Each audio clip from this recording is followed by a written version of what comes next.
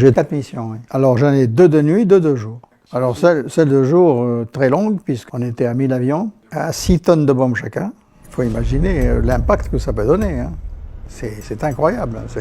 Quand on quittait le site, c'était un nuage complet de la ville. Vous avez là un dessin de Paul Langelet. Voilà ce qu'on avait. C'est exactement ça. En plein jour, on voyait les avions qui se rapprochaient très souvent, dangereusement. Il y avait une stratégie de bombardement. À 1000 avions ou 1200 avions, on arrivait dans un fanal. Et on passait les uns derrière les autres sur le même objectif. Et à 1200, il faut se compter et avoir un H plus X secondes.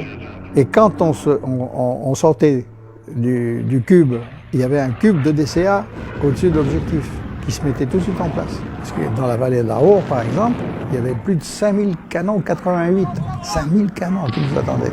Ce qui nous mettait dans une situation inconfortable, c'est qu'on savait qu'il y avait eu 3 équipages qui avaient été descendus à la première mission. Descendus à la première mission sans aucun rescapé, je vais vous dire que on tremblait, hein, on tremblait.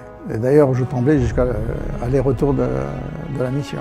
La sensation que j'ai toujours eue, c'est d'avoir peur et de trembler. À part ça, pour moi, tout se passait bien. On se pose des questions, hein. Malgré le jeune âge, il ne faut pas croire que dans ces circonstances, on n'a pas vite à raisonner et à prendre conscience de sa propre personne. On est dans des doutes parce que quand on bombarde, on est sûr de bombarder un site industriel, par exemple, ou une usine de construction aéronautique, ou une base sous-marine, etc. Mais on sait pertinemment qu'il y a des civils qui sont autour. On a quelques réflexions au retour de mission en disant, et on espère qu'on a bombardé correctement, que les bombes sont bien tombées au bon endroit. Ça m'a mûri énormément. On a réussi à participer aux manifestations en Angleterre avec la reine quand elle a inauguré le monument. Alors on était tout proche d'elle.